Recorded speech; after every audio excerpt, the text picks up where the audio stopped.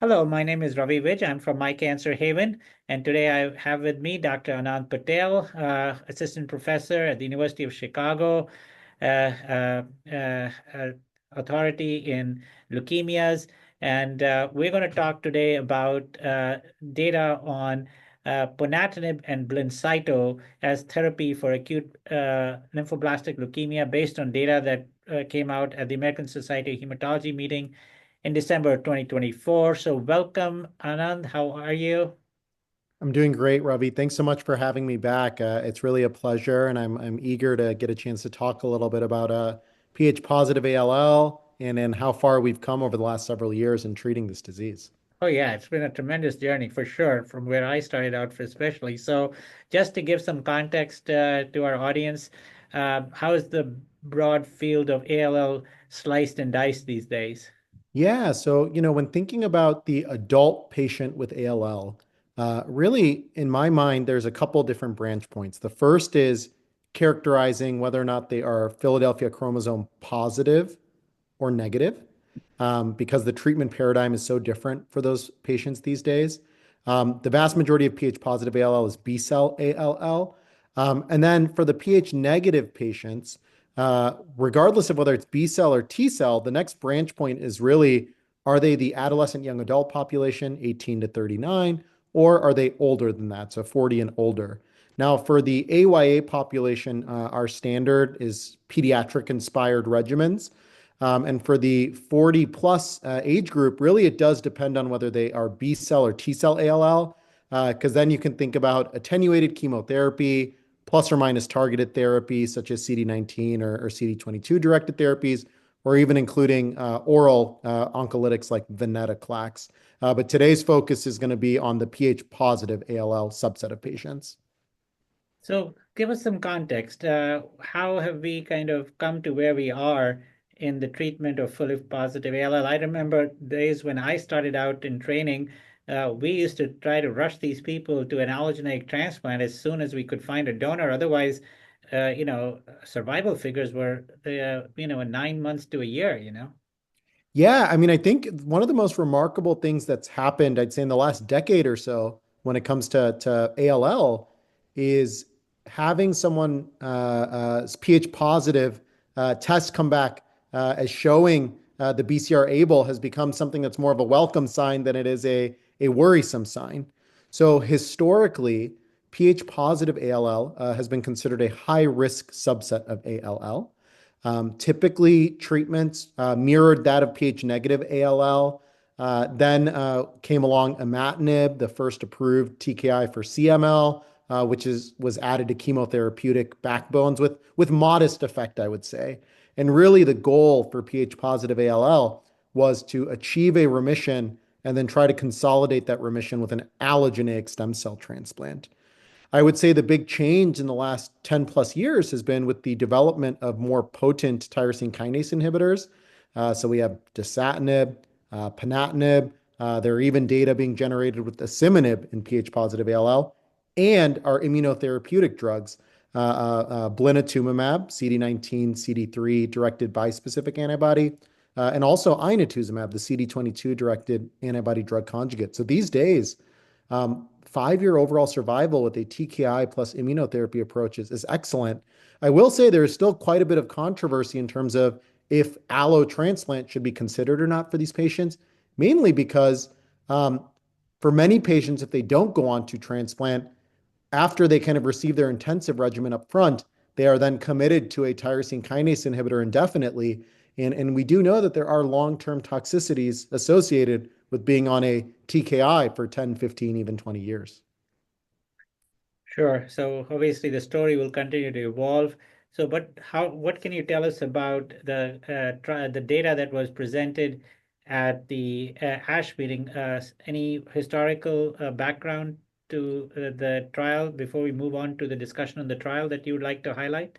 Yeah, absolutely. So I would say, the approach for pH positive ALL that's really been front and center since 2020 or so now has been TKI plus blinatumomab. So there was a study in the New England Journal published by FOA et al. which is the D-ALBA study that's highlighted here that looked at dasatinib plus blinatumomab. So essentially TKI, immunotherapy, CNS prophylaxis, but no traditional chemotherapy with excellent survival. So, when you're looking at about 4.5 years of median follow-up, you've got 80% overall survival at that time point.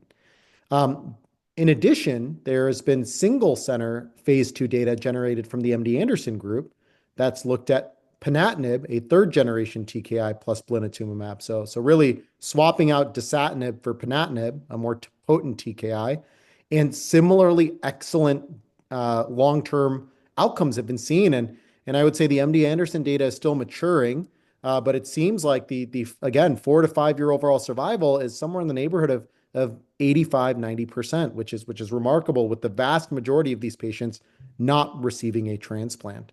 So I think with the culmination of that data, that really led to the design of this phase 3 study that looked at Ponatinib plus blinatumomab in newly diagnosed Ph-positive ALL and compared it to a imatinib-based regimen. I guess this is the trial design. Anything you would like to point out to the audience? The one thing I'd like to point out is we do have other phase 3 data that have demonstrated the superiority of a Ponatinib-based approach versus an imatinib-based approach for Ph-positive ALL. This was the phase 3 Falcon study.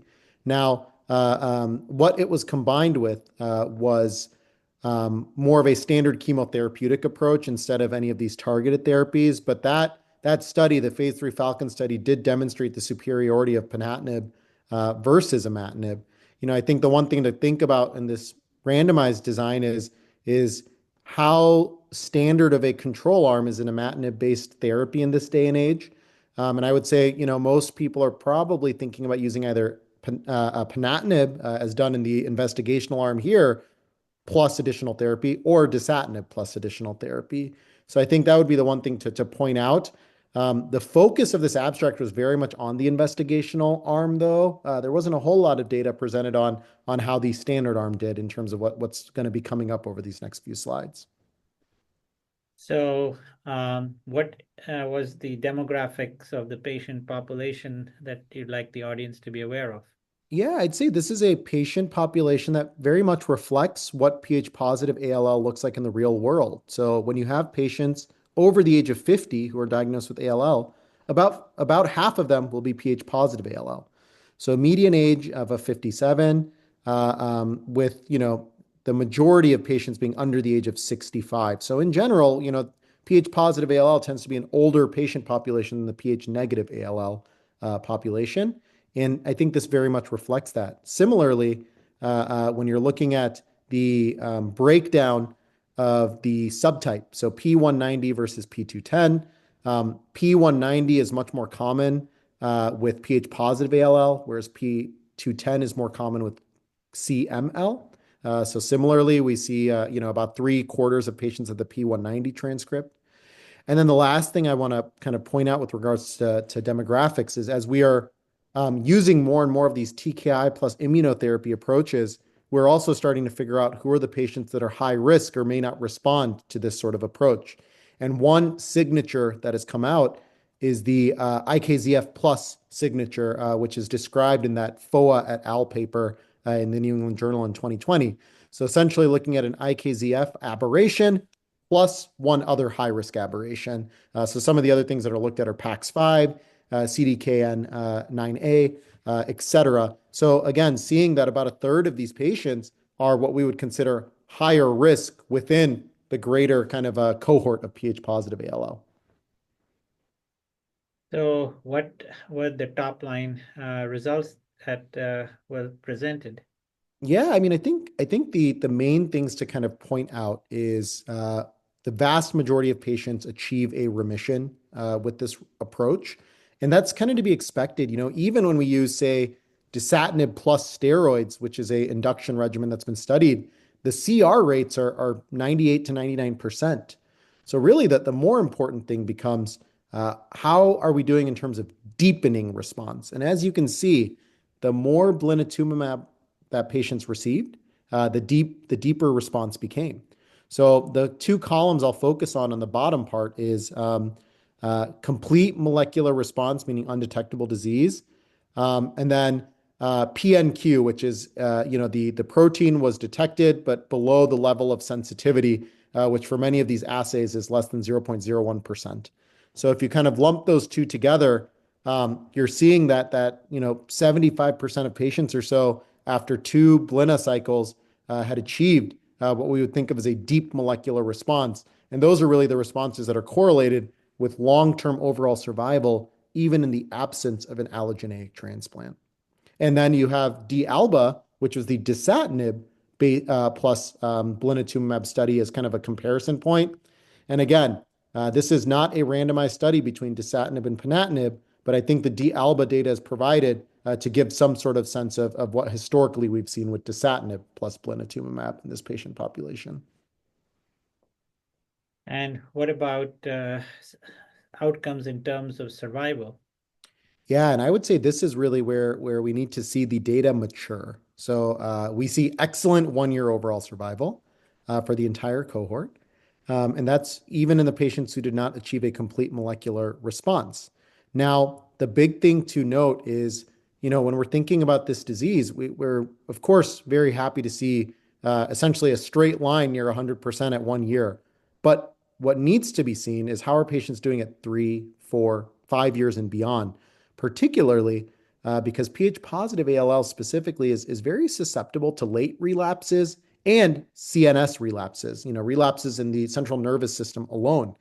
The other thing to mention is, as you can see, only a very small number of patients underwent a transplant.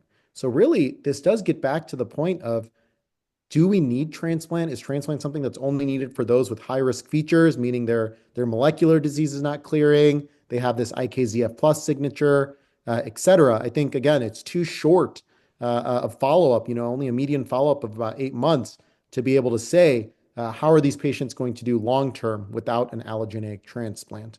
Now, I will say we do have longer follow-up data from the MD Anderson cohort of ponatinib plus Blina, and we are starting to identify some risk factors that predict for relapse. So white blood cell count of over 70,000 on presentation, the IKZF signature, and failure to achieve a complete molecular response. So I think those may be some of the features that might tell us, A, do patients need a transplant? Or B, are those patients that need some sort of intensification of therapy, be it with chemotherapy or otherwise, on top of the TKI plus Blina?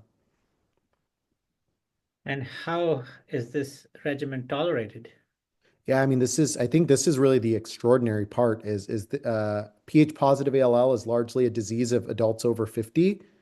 So, oftentimes they're not able to tolerate intensive pediatric-based regimens. So here you're balancing efficacy with toxicity very well.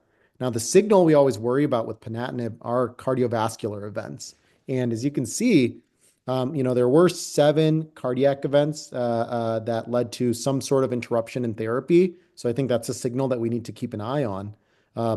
However, when you kind of look at the total kind of summation, only about 3% of patients that had a cardiac event at induction, and about 2% having a grade 3 event at consolidation. Now, the toxicity with ponatinib is cumulative, meaning the longer you're on it, there is some additive risk. So again, follow up and seeing if patients are developing late cardiac toxicity or peripheral arterial toxicity will be key in terms of determining the long-term ability to tolerate this regimen. So what do you take as the key takeaways from this limited experience that was presented? Yeah, I mean, I think this is very useful data in that it supports on a much larger scale what's been seen with the MD Anderson experience of ponatinib plus Blina. This is not a single center. This is a phase 3 study. You had about 150 plus patients that were treated with this regimen. So really the short-term efficacy and toxicity data kind of confirms what we've seen so far.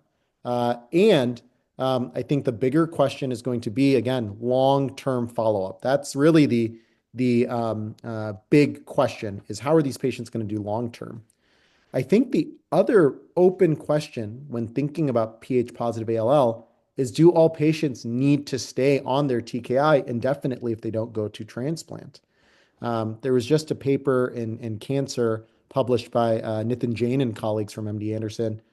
Small study of 14 patients, retrospective, so all the caveats that kind of apply with that, but 14 patients treated with a TKI-based approach that discontinued therapy due to toxicity. And many of those patients stayed in a remission with regards to their Ph positive ALL. So that needs to be looked at prospectively. I think future study iterations need to not just look at the efficacy, but also look at, are we able to discontinue TKI safely in some of these patients? So how do you approach today your Philadelphia chromosome positive patients? Yeah, so something that I've been very, very lucky to be a part of is with my colleague, Dr. Wendy Stock. We actually have an investigator-initiated trial that's been ongoing at the University of Chicago that's looked at TKI plus inotuzumab. So we presented interim results at ASH 2024. So an experience of 20 patients thus far, and essentially we've seen excellent complete molecular remission rates, about 90%. And that's with the vast majority of patients receiving only one cycle of inotuzumab. So at our center, given that we've had this protocol as a option for patients, we've used the TKI plus inotuzumab based approach. And subsequently, those patients then go on to receive TKI based maintenance therapy. Now, and the other clinical trial we've had a chance to participate in is a dasatinib plus asciminib study that's being led by Dr. Marliese Luskin at Dana-Farber. The initial results of that have been published in Blood, and there's now an expansion cohort that's looking at dasatinib plus asciminib plus blinatumomab incorporated. So, in the absence of trials, our preferred approach at the University of Chicago is to use TKI plus blinatumomab. And typically, we've been using ponatinib unless there is strong cardiovascular history in a patient, in which case we would use dasatinib instead.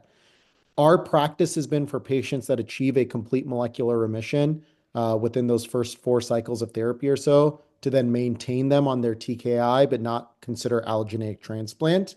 For the patients that maintain MRD positivity, those are the patients that are being very strongly considered for transplant.